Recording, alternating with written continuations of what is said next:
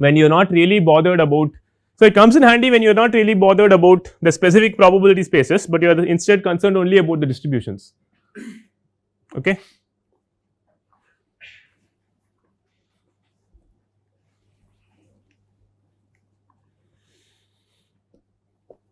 For example, the next theorem I am going to state is going to use this, okay, or the theorem after this perhaps.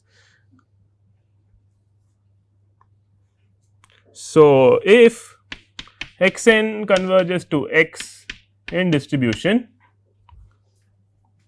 and G is continuous,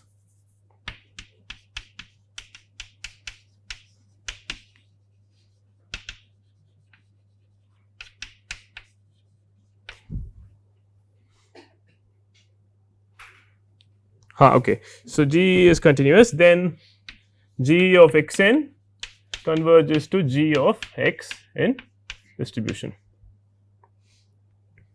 Yeah.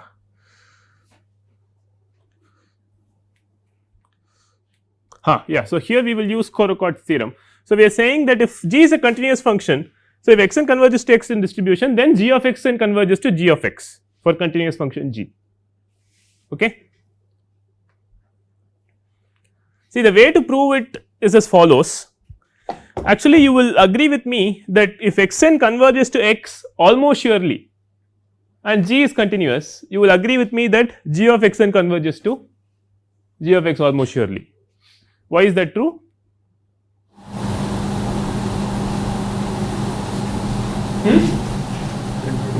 It is actually from continuity, right. I mean, after all, if you have a sequence x n converging to x, G of x n will converge to G of x for a continuous function. Now, it is not everywhere, it is just almost sure convergence, let us say, on a set of probability 1, right. So, you just have to prove that on a set of probability 1 G of x n converges to G of x, except this theorem is not talking about almost sure convergence, it is talking about convergence in the distribution. So, you use Korokot to make the connection. Okay. So, the proof is as follows.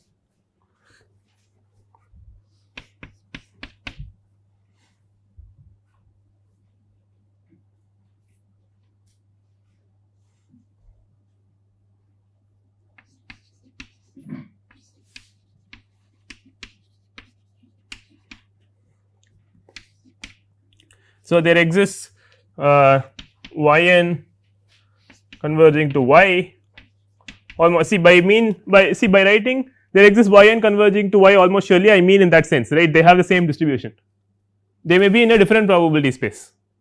Okay. Since y n may live in a completely different probability space from x n's.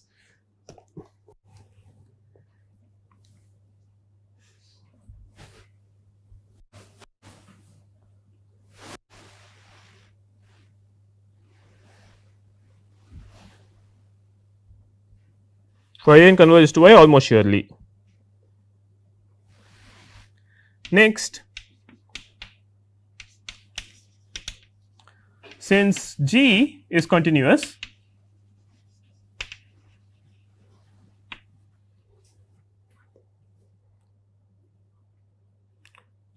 so for all, so the set of all, so this y's live in, see this y's live in omega prime f prime p prime, right. So, the set of all omegas and omega prime for which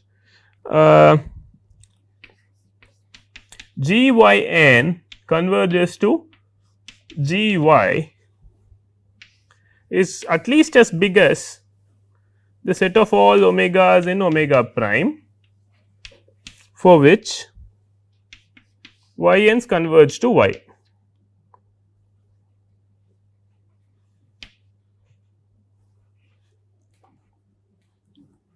So, do you agree with the statement?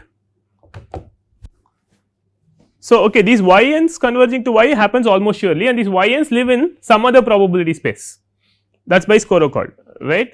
Now, I am saying that since G is a continuous function, the set of all omegas in this new probability space omega prime where this convergence happens is at least as big as the set of omegas where this convergence happens. Agreed? Why? Actually nothing but continuity. see for every, so suppose an omega here is such that this convergence happens, y n of omega converges to y of omega, then for that omega this convergence is guaranteed. So any omega here is necessarily an element of this set, correct. So this containment is clear and it follows only from continuity, you don't, there is nothing sophisticated here. So you agree with this, right? This is almost shear convergence. Here, no, this is just convergence in the set of, this is convergence. So actually what I should write is, in order to make things perfectly clear, I should write, and similarly here, right, the set of all omegas where y n of omega converges to y of omega. This is just convergence in the sense of sequences, right, and similarly here I have written it as like a random variable, but you should put an omega everywhere, right. You agree with this containment? But what is the probability of this set?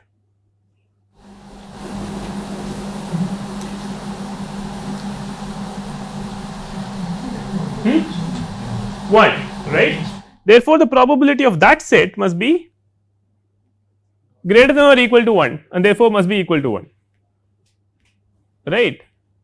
So which means, so this implies, so this set will have probability greater than or equal to 1, right. So which means g of y n converges to g of y almost surely, correct. This implies g of y n converges to g of y in distribution, because convergence almost surely certainly implies convergence in distribution. But on the other hand, see, you know that y n and x n have the same distribution. So if you put a continuous transformation g on it, g of y n will have the same distribution as g of x n and g of y will have the same distribution as g of x, right. So this statement would imply that g of x n converges to g of x in distribution. Okay, is the proof clear? And so this will imply, this will imply the result. This implies the result again because of because Korakot says this y n and x n have the same distribution, right.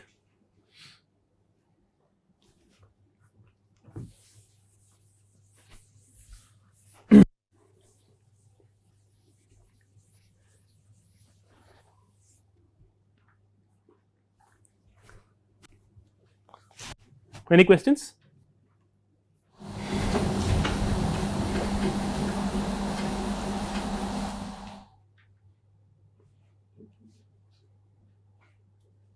So this is called continuous mapping theorem, okay.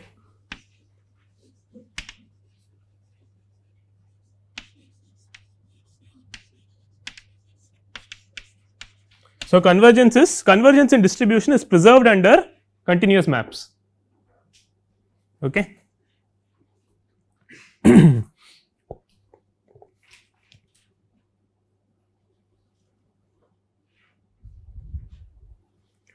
So this is, then finally this is a very important theorem on convergence in distribution.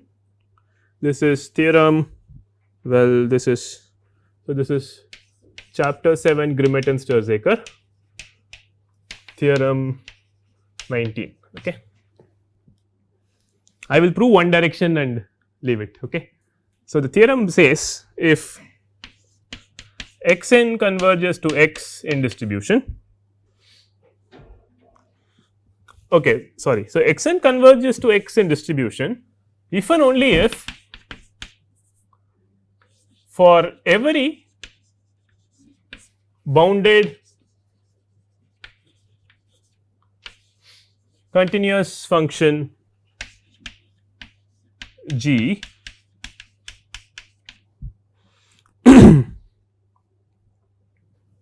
we have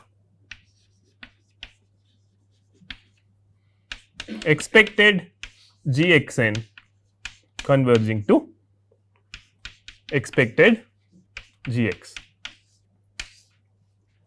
Okay.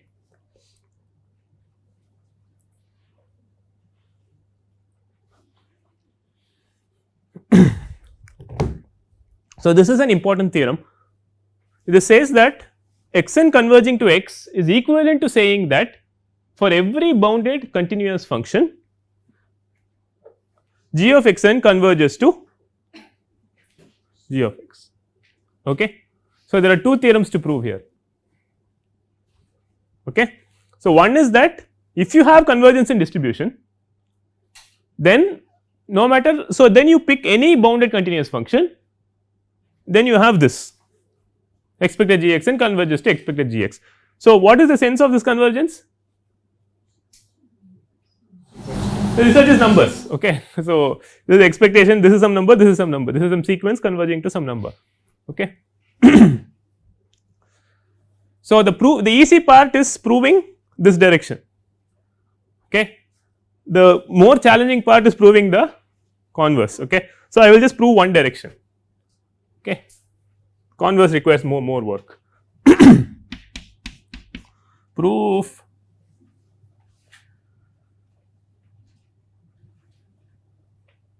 only if. Okay. Prove only if, which means I am going to assume this. So, what shall I, so if xn converges to x in distribution,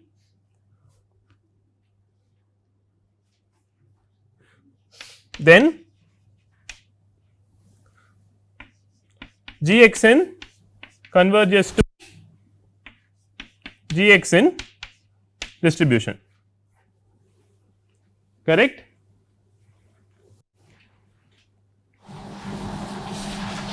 Agreed? Why? The continuous mapping theorem, correct? So, now I have to invoke Skorokhod, right? I have to invoke Skorokhod. Actually, you know what? So, I can invoke Skorokhod and get till here, right? So, actually I do not even need to go this far. So, what I really need is to get here, gyn converges to gy as in the previous theorem. Okay. Then actually I need gyn converging to gy in what sense? Almost surely, and these y's are like in Skorokhod. Okay. This is by Skorokhod.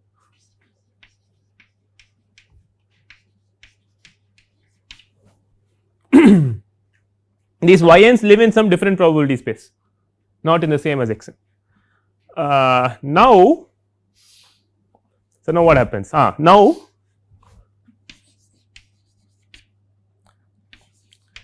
since G is bounded,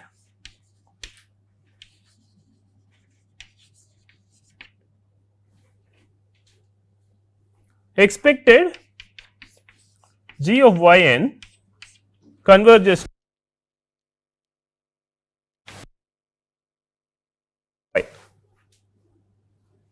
y, right? Why is that true? Dominated convergence theorem, correct?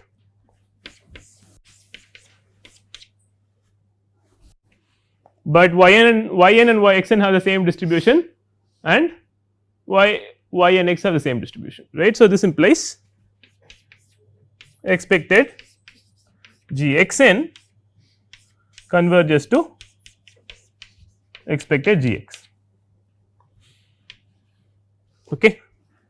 So, that one direction is easy, it is just Skorokhod followed by application of DCT, right. The converse is more complicated. Okay. I will not spend class time on that, it is not enormously difficult, it is just long. Okay.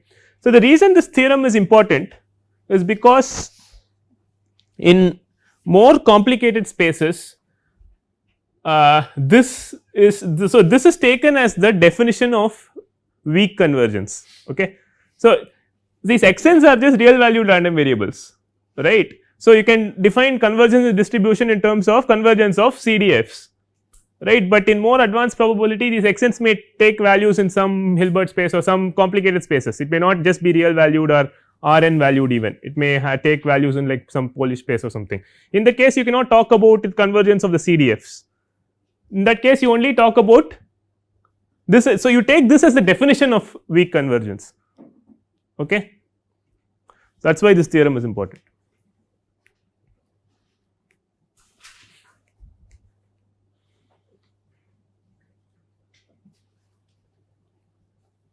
Great. Then okay, so I will state two theorems about now. So, I have to state two theorems about convergence of characteristics functions, okay. So, the first theorem is going to say that if xn converges to xn distribution, then xn the characteristics functions converge, okay. And finally, I am going to say if the characteristic functions converge, does it imply that the distributions converge? Not always, but more or less, okay. So, those are the two things I will state.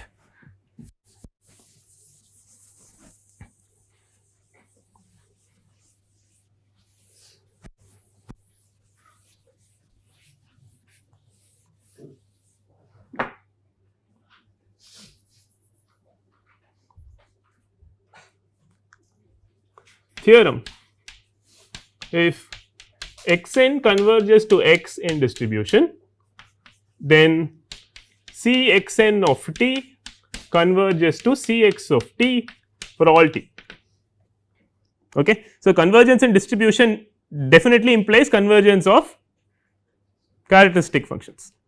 So, in some sense if you want to, in the hierarchy of convergence, you can put convergence in distribution implies convergence of characteristic functions.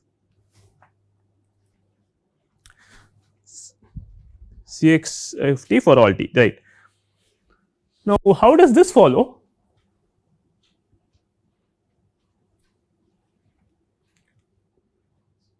See, xn converges to x in distribution. So, proof xn converges to x in distribution.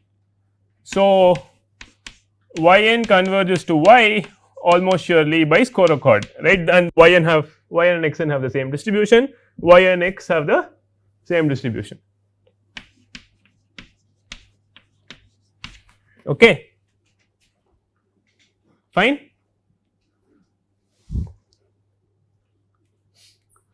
Then you can show that this is excellent. Then yn converges to y almost surely. So, this implies cos yn t converges to cos yt almost surely, correct, for all t, and similarly for sine, right.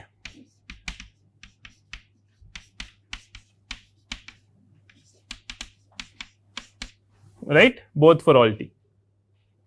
So, which means I can take, now this cos is a bounded function, sine is a bounded function. So, I can invoke dominated convergence theorem and say that expected cos y n t goes to expected cos y t. So, this implies, so and then you can take this plus I that, right. So, I have expected cos y n t plus I sine I times expected sine y n t converging to this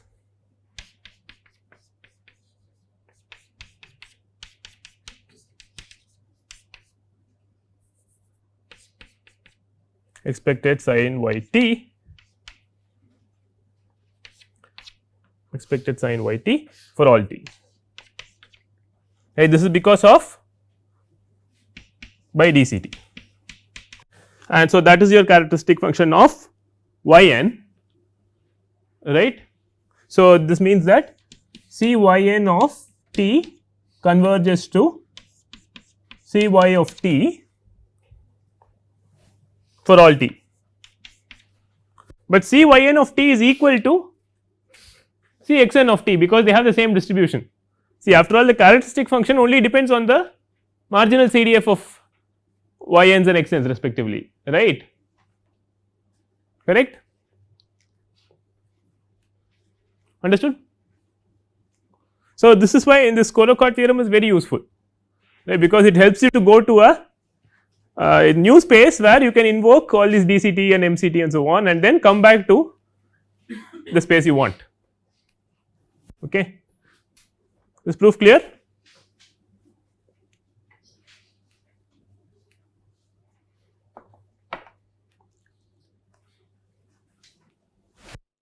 Fine. I think I am out of time.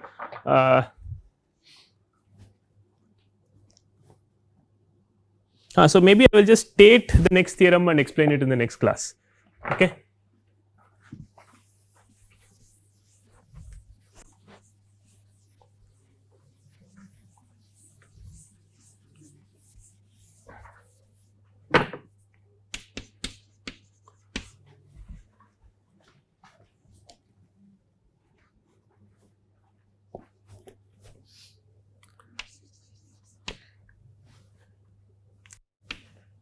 Let C x and t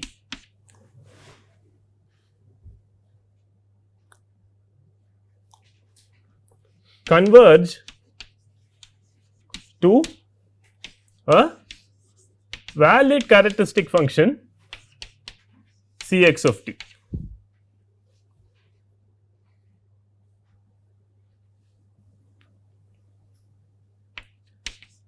Then x n converges to x in distribution. Okay. So, this is like a converse to what we said there, right. So, there we said if you have convergence in distribution, you are guaranteed that the sequence of characteristic functions will converge.